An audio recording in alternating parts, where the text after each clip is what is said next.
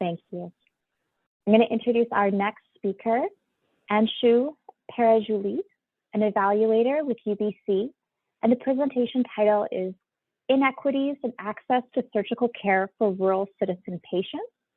Anshu, the floor is yours. Please let us know if you need any help. For sure, let me just get set up.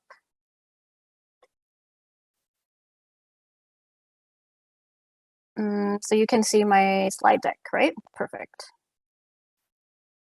Okay, yes, hello everyone. My name is Anshu Parajulee. I am a research coordinator and graduate student from the Center for Rural Health Research at UBC.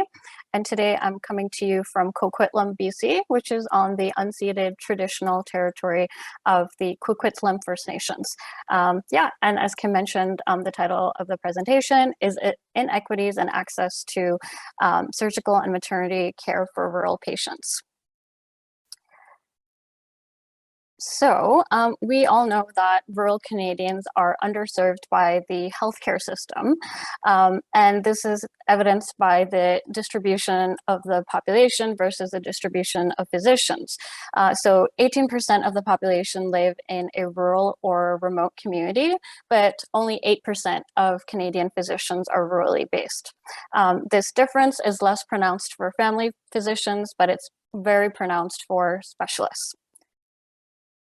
In BC, this situation has been exacerbated by a couple of recent phenomena. One is the regionalization of health services, which has resulted in an even greater concentration of health services in urban centers and increased isolation for rural communities. Second is the closure of numerous maternity and surgical programs in rural BC. So what our research group wanted to do was to understand in a qualitative, in-depth way what this inequity and access to care looks like from a patient perspective. And we chose to focus on surgical and maternity care experiences. To get this data, what we did in 2019 is go to 6 rural communities that are shown on the map, and facilitated focus groups and interviews with 54 patients and family members. So we went to Creston, Fernie, Golden, and Revelstoke in the interior, and Hazelton and Smithers in the north. And the reason that we selected these rural communities specifically is that they are participating in a provincial 5-year program called the Rural Surgical and Obstetrical Networks. And our study was part of an evaluation of this network. One important note for methods is that we reached out to First Nations communities within 1 hour drive time of these 6 communities and invited them to participate in the evaluation. And several did indicate interest, but unfortunately due to the COVID-19 pandemic, they were not able to do that. So just keep in mind that that is a major limitation of the study. We're missing that important perspective. Okay, so for findings, I am going to focus on out-of-town care experiences to illustrate the unique challenges and burdens that rural patients face. And I'll talk about challenges related to traveling, costs, and organization of health services, and then end with suggestions by patient participants themselves about how to increase access to care for rural patients. So let's get started with traveling. The first travel-related challenge that probably comes to mind is driving during the winter months, and that can definitely be risky and dangerous, as illustrated by this quote. So this patient almost crashed into a snowplow due to low visibility, and this type of experience is not uncommon. Extreme weather and environmental events such as landslides and flooding during warmer months means that travel can be challenging year-round. Another travel-related consideration is travel companion. For surgical and maternity care, patients often need to travel with a companion, either both ways or one way. And I'll just show some quotes that illustrate the different types of travel arrangements that patients make. So in the first quote, the patient was lucky in that her appointment was on a weekend, her partner was off work and was able to drive her to and from the referral community. In the second quote, the patient traveled to the referral community the day before her appointment by bus and stayed overnight. And then the next day, her husband came and picked her up after her appointment. Of course, this type of arrangement is no longer an option because Greyhound doesn't serve rural communities anymore. And this last quote, the patient, when she left her home community for the referral community, she had no idea how she would get home. Luckily, she was able to arrange for a friend of a friend to drive her and her car back home. So you can see that accessing care out of town requires considerable social capital that not everybody has. And the last thing I'll mention here is that there are certain subpopulations that are for whom traveling is especially difficult. So one is the elderly. Due to deterioration of physical health generally, it can be very difficult to travel independently or travel long distances. And a couple of other particularly vulnerable subgroups include people with young kids and, of course, people that don't have access to a vehicle.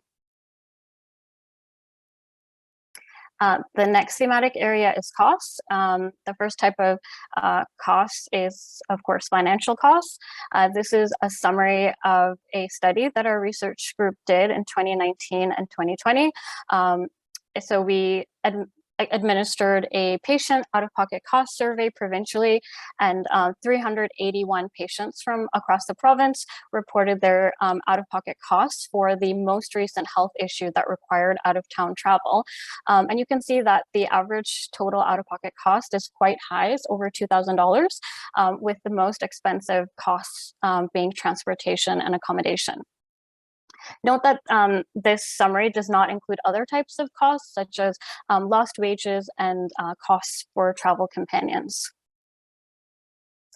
Another type of cost is emotional costs, and major causes of emotional stress were, of course, travel related, having to navigate an unfamiliar community, and limited or no social support while in the referral community.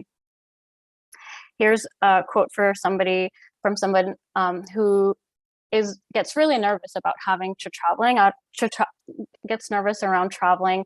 And before the night of the trip, she's not able to sleep because she's so nervous and stressed, which makes it very difficult to actually drive on the day of the trip. And the last type of cost I'll mention are physical costs. So of course, immediately before and after a procedure, when patients can be frail and ill, traveling long distances can be uncomfortable and even painful. The out-of-pocket cost survey that we administered, we found that 59% of respondents thought that traveling for care negatively impacted their health. So you can see that there are considerable costs for rural patients when they have to go out of community to access care. And if the costs are too high, then patients may delay care or forego it altogether, which is not a good situation at all. The last thematic area I'll go over is organization of health services. So many respondents reported a lack of consideration for out-of-town patients. For surgeries, it is more convenient for patients to have pre and post-surgical appointments in their home community if possible, either through a virtual appointment with a specialist or an appointment with a local healthcare provider for more simple things like removing staples after hip surgery. Here's a quote from somebody who couldn't understand why she had to drive 6 hours round trip with a very simple, quick appointment with her anesthetist. And this could have potentially been done in her local community. Another out-of-town factor that needs to be considered is the travel time for rural patients. In this example, just shifting the appointment time by a couple of hours would have made life much easier for the patient. She and her partner wouldn't have to drive the night before and stay overnight in the referral community, or wake up very early in the morning and drive in the dark to make their 7 a.m. appointment. In this last example, the patient was transported by ambulance to Vancouver, and the people who came to pick her up forgot to mention that she needs to take some ID so that she can get on a plane and come home. So these types of experiences illustrate the lack of integration of the patient perspective by the healthcare system. Another challenge that some patients reported was gaps in communication between healthcare providers from different communities, and this could lead to delays in care, missed follow-up care, and redundant tests and appointments. So in this quote, the patient is describing that her local physician had no idea what kind of care she received in the referral community, and that makes continuity of care very challenging. For the communities that were near the Alberta border, accessing care in a referral community in Alberta was easier because the travel time was less, and often patients near the border had strong social connections in Alberta. But due to the boundary or wall, accessing care in Alberta could be quite difficult, and doctors and patients often try to advocate for this access, and sometimes it was successful and sometimes it wasn't. So from a health system perspective, this type of boundary or wall might make sense, but from a patient perspective, it really doesn't. And I'll end with some suggestions from patients about how to increase access to care for rural communities. So first is increasing local surgical capacity. And for the communities that participated in the study, this was an option because they have a local functioning OR. But for a lot of rural communities in BC, this is not feasible. Nonetheless, there are several other ways to increase access for care. So one is improving travel-related resources and services, particularly for the elderly. Healthcare providers and administrators can recognize and be sensitive to the range of costs and challenges associated with traveling for care. And lastly, expanding mental health and patient navigator services for rural patients can really help or guide patients through the journey of out-of-town care. So for example, a patient navigator could help patients to find appointment times that are convenient, or help them to book multiple appointments in one day so that they don't have to travel multiple times back and forth to the referral community. So to conclude, the healthcare system really needs to do a better job of listening to rural patients and their families, and work with them to design services that are more accessible for them. Otherwise, inequities in access to care will continue to lead to inequities in health outcomes. This is illustrating findings from a study that Subedi et al. Conducted. So as the level of remoteness increases in Canada, so does the rate of preventable deaths. And of course, this is an injustice that needs to be addressed. So I will end there and open it up for any questions or comments, including any suggestions you may have for improving access to care for rural communities. Thanks so much, Anshu, for that presentation. And I think I'm not sure if any of my team members are on the call here. I see Leslie. Leslie, I'm not sure if you wanted to speak to it at all, but I'm part of a study, or many of us are part of a study called There and Back Again, which is collecting narrative stories of folks that live in rural communities, and they have to go to a larger center for care, and then their journey back home. And I see echoing throughout your research as well, very similar to ours, and I feel both saddened by that, because it's the social determinants of health of where you live, and that's just awful. But then I also see and I recall the stories of just community resiliency and togetherness. So I'm also uplifted at the same time. I'm very conflicted with it. I do think that healthcare needs to address these needs better. And I do really appreciate your work. For sure. Ahead, I heard very similar things to Taba, for sure. I think what we recorded in Taba that might be missing from this study was the experiences of the actual care providers as well, like those within interior health. But certainly we could combine the two. And I guess my question for the presenter would be around how, if you had freedom to do it in any way you could, how would you communicate these findings to the leadership within the healthcare setting? Yeah, I mean, I think the strength of qualitative data or research is the stories and the quotes, because that really touches people in a very more personal way than the numbers. So I think quotes would be good. I mean, what we've done for this study is that, of course, published in an academic journal, but a lot of people don't have access to that. We also posted a lay summary, of which we posted on our website. In terms of communicating with decision makers, I think I don't know what to call it, like a one-page policy type summary, and maybe even a presentation. But I think just presenting the challenges and maybe adding some suggestions, so it's not just problem focused. We can start the conversation around how to improve the situation, and include patients as well, because I think they have the best ideas about how to address this. For sure. And I think there's some low-hanging fruit there, right?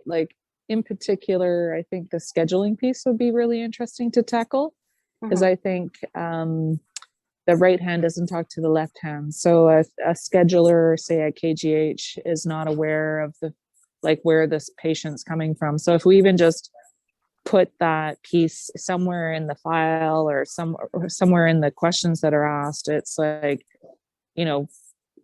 where are you coming from? Is there a particular time of day that would be more beneficial? And I've experienced a lot of this personally with my elderly mother coming to Kelowna for appointments from Williams Lake. And I think there is some low-hanging fruit there. For sure. Thank you for your good study. Agreed.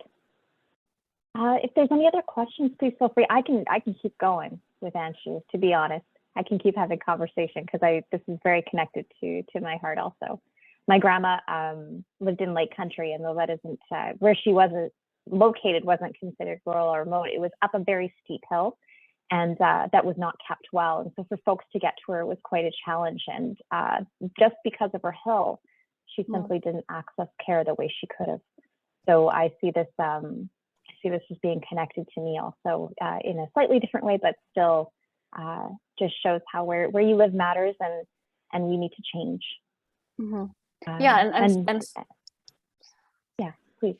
I was going to say, there's different types of outcomes, I guess, when access to care is so challenging. So like you said, some people delay seeking care, some people don't access care at all, and some people move to a bigger community so that access is easier, and that can be really sad, because that they're leaving a community maybe where they've lived their entire life and they have really strong social connections.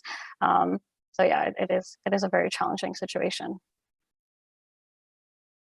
Well, I wanted to ask too, Anshu, and again, please feel free, folks, to unmute and show your cameras and ask questions also. Was this study done pre or post pandemic, or during? Ours was done pre. Yeah, pre for us too. Ours was done pre. Yeah. And so I know that we're looking at going back and collecting some stories from the patient transport office case coordinators to kind of get a more of a round tapestry of the situation from their perspective, and then kind of seeing. But the basis of the work, though, was already done pre. So I wondered because I could see similarities there also. Yeah, I'm wondering about do have- you. Oh, sorry, go ahead. Oh, sorry. Please go. No, Please I was go. going to say, you were mentioning that the TABA study also looked at the care provider perspective. I'm wondering maybe if you could speak to that a little bit. Yeah, Leslie, please feel free to jump in also. So we collected stories from patients, the care providers, family members, and then also healthcare workers. So we did kind of a 3-call, and for the care providers specifically, the folks that I had the chance to interview, my role was as a research coordinator, research assistant with the study. So the folks that I had a chance to interview, you know, it was their family members, as they were care providers for their family members, and transport was an issue. And then of course also transporting safely. There were stories that I heard about, you know, it being done in a very roundabout kind of way where, you know, they were stopping, like literally pulling over on the side of the road to provide medicine. And again, spoke to that, just that connection of community too, because, you know, children would be left at home and community members would be taking care of children. So that's my knowledge of it to share. Were you looking for something else specifically, Anshu, from that? No, I was just wondering because that was one group that we didn't include in our study. So that was, yeah, just interesting. Yeah, it was quite enlightening for me. It was one of my first research studies. I really had a chance to come about in multiple different levels, or layers, I should say. And yeah, it was quite moving. COVID did stymie us too, because we were going to do some in community focus groups or community gatherings, sorry. And that happened just as COVID was starting. So we weren't able to do that. So we did have some individual stories, but we wanted to more fulsomely engage with Indigenous communities.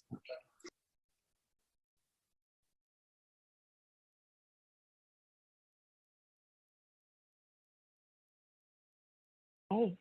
Are there any other questions for Anshu today? I could ask, of course, you know, how has this experience shaped you? How has this research shaped you moving forward, or for your work?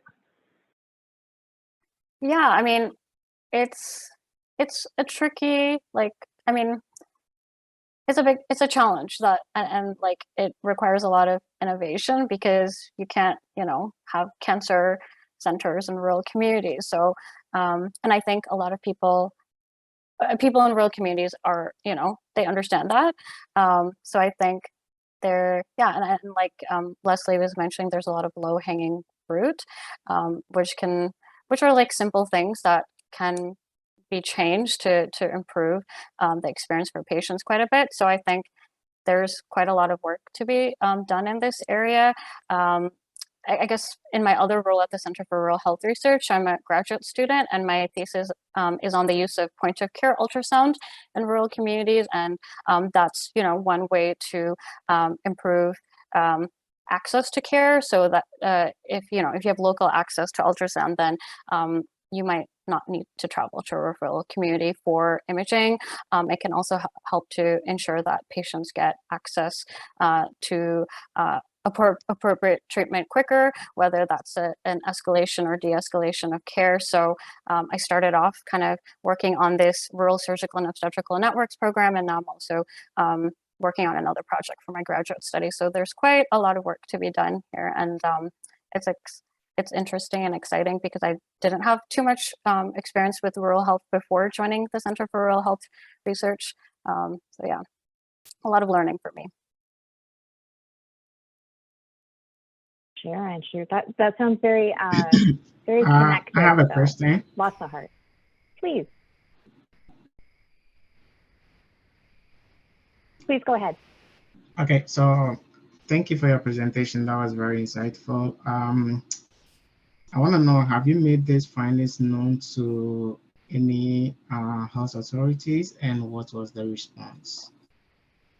Yeah, I mean, I think that's probably something that we should spend a little bit of more time on. We've shared findings in a couple of different ways. So in peer-reviewed journals, and then also a lay report that we posted on our website. But I think, yeah, that is something that we could probably like directly reach out to health authorities.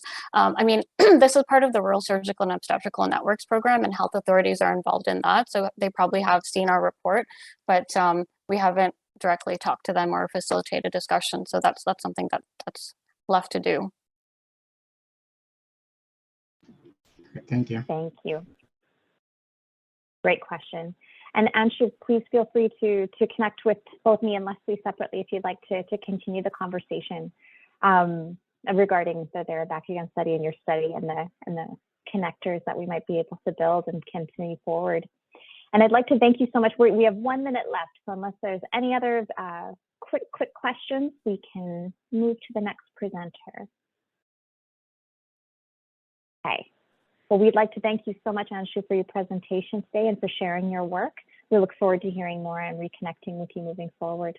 And if anyone would like to connect with Anshu, her biography is available on the FeedLoop platform.